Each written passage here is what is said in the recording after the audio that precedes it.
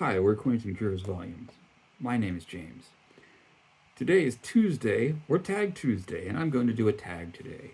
Pat of the great channel Book Chat with Pat has created a new tag to commemorate her passing 2,000 subscribers. Great job, Pat. If you're watching me, you probably know about Pat, but if you don't, Book Chat with Pat, one of the great channels. Started about the same time as I did. Super warm presence, very thoughtful, and very kind of a hub, a connector, a person who likes to get people involved and make them feel welcome. And yeah, so thank you, Pat. Congratulations, Pat. I'm going to do this tag. So this tag is, what is this tag? Who am I? Why am I here? The Booktube Community Joy and Gratitude tag, an original tag created by Pat. All right, so there are 8 prompts. The first one, name an author whose books bring you joy, or discuss a specific book that made you feel joyful. So, I was watching a recent update by Summer at Sterling Reads. She has not been on very much because she's taking a bit of a social media break. She's logged off and is not doing a lot of booktubing, but she's a good challenge. She was talking about Dirk Gently's Holistic Detective Agency, which she recently read. I read that years ago, and I had been a fan of the Douglas Adams' Hitchhiker's Guide to the Galaxy series. So when I saw that in the library, I was like, "There's more by him. There's other books." I was just tickled, and I read it as I read his other books, and I loved it. So that was a delight. Let's see. Number 2, discuss something about BookTube that you find joyful. The thing that I really like is getting comments from people. I like to see people responding to what I have to say. I do my best to keep up with responding to their comments, and sometimes I do better than other times. But I really love the that back and forth. Okay. The next prompt is about friendship. Okay, so that last one was about, those last 2 were about joy. This next one is about friendship. Discuss a book that focuses primarily on friendship. I picked A Study in Scarlet by Arthur Conan Doyle.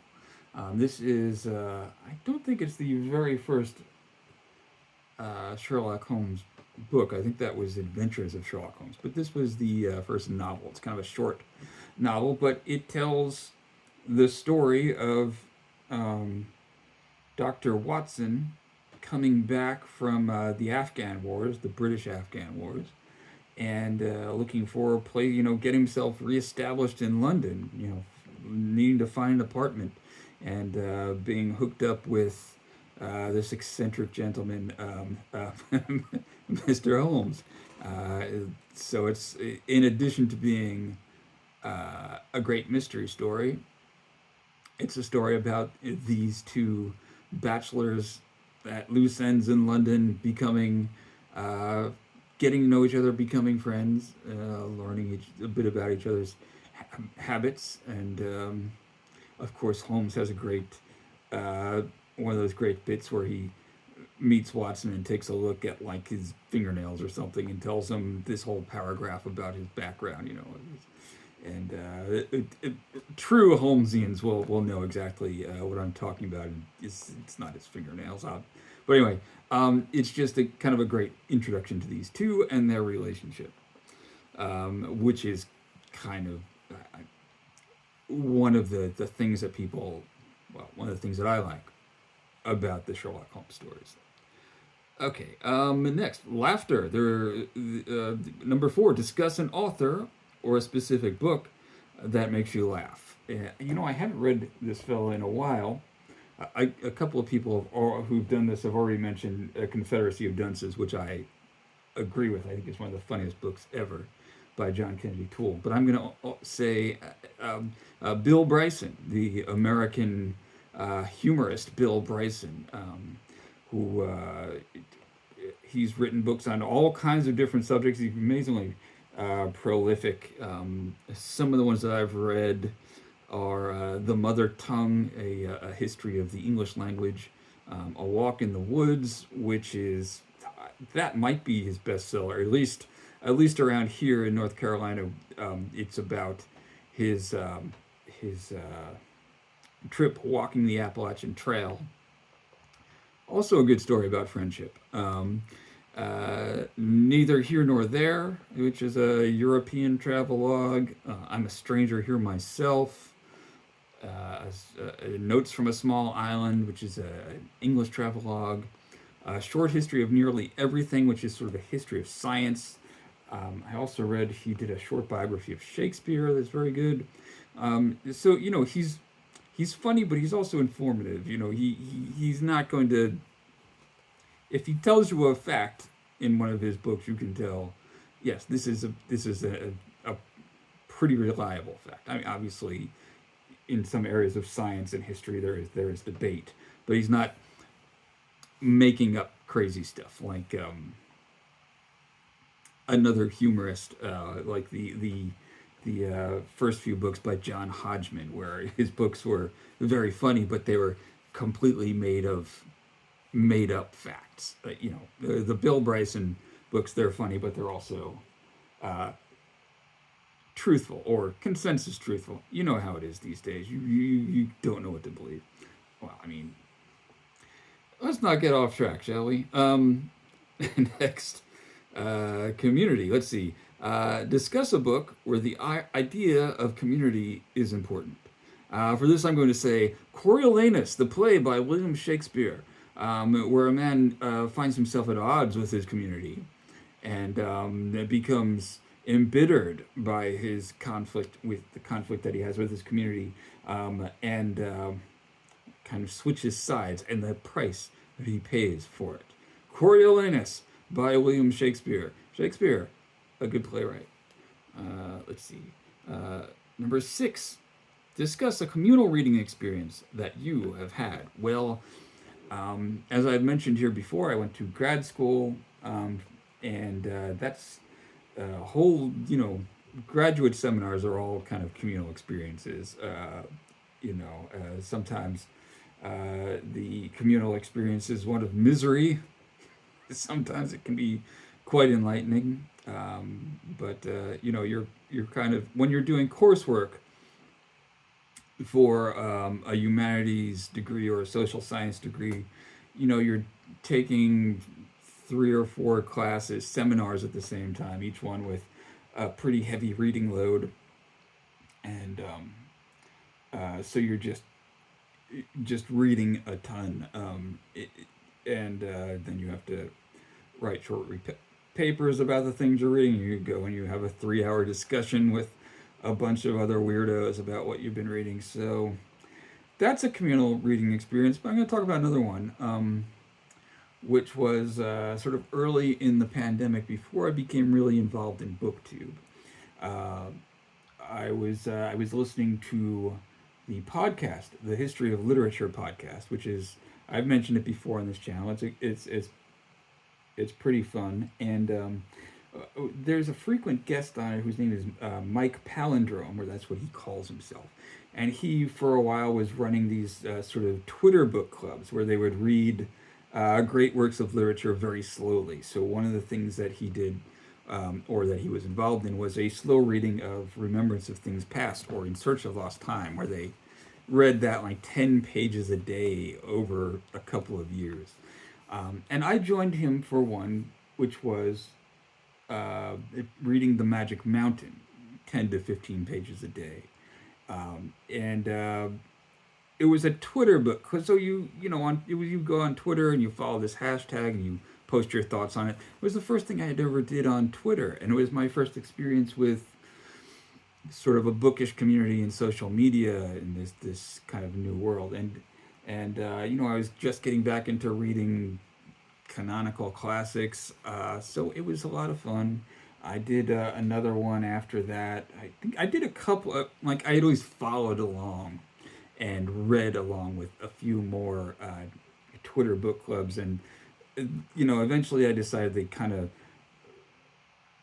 moved a little too slow for me. And then Twitter got weirder and weirder. And a lot of the people that I like to see and interact with on there sort of left or stopped posting as much. So now I am here on YouTube.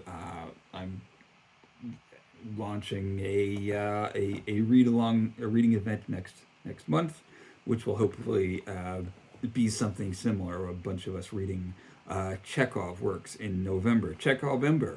I have a video about it. Check it out. Get it. And join us if you're interested in reading Anton Chekhov next month. So let's see. Gratitude. Name a book in which a character demonstrates real gratitude, or a book that left you feeling a sense of gratitude. I'll give you one of each. A book in which a character demonstrates real gratitude. I don't remember the exact quote, but I'm going to say Lucky Jim by Kingsley Amis.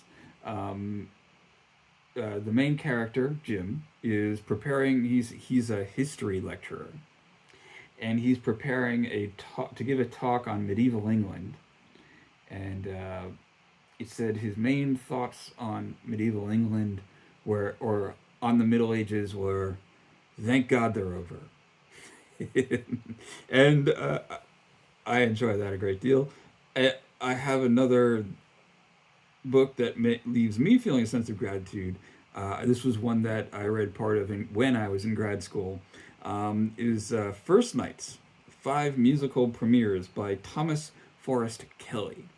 And this is a book that, it basically talks about a few famous works of European classical music and what happened, sort of this social context and the reaction when these pieces were first performed. There was famously Stravinsky's Rite of Spring sparked a riot, that's in there, but also Monteverdi's Orfeo, supposedly the first opera ever performed, what that was like. The one that struck me was a discussion of Hector Berlioz's Symphonie Fantastique, which is it's a 5-movement classical symphony. You've probably heard pieces of it. It premiered in Paris in 1830. The thing that left me feeling grateful, it's not just, I love that piece. It's one of the great ones. But the discussion of kind of the social context, the life of the world surrounding this performance in Paris, 1830. This is like as modern and advanced as society could get in 1830, right? If you're in Paris, you're at the epicenter, of where there's science and technology. Everything's kind of at its peak there. But the author observes that it was very common for people to die from having impacted wisdom teeth. Now, this is just a passing mention that happened. I was at the time in my early 30s, but when I was 17 or 18, I had impacted wisdom teeth. Mom brought me to the dentist and had them removed. But had I been born 100 or 200 or 300, so many other points in history, I may well have been dead by the time. I would not have grown up to read First Night's 5 Musical Premieres by Thomas Forrest Kelly, because I'd have died from painful impacted wisdom teeth. So anyway, that's that. The last tag is tag others to spread a sense of joy and gratitude. Pat tagged most of my favorite booktubers and probably yours, but there's a few others that I like to mention. And that would be Must Read More, a new channel who is right up my alley. I like what he's doing. Sterling Reed, who I mentioned earlier, she said she's not doing much um, social media, but you know, if you want to do this one summer, go ahead. Bren Booth Jones, you probably know. I will tag Jenny Parks. I will tag Strange Mentality Paper. I'll tag That Reading Guy. And I'll tag Fictionesque. All good channels that you should check out. Thanks for watching. Bye.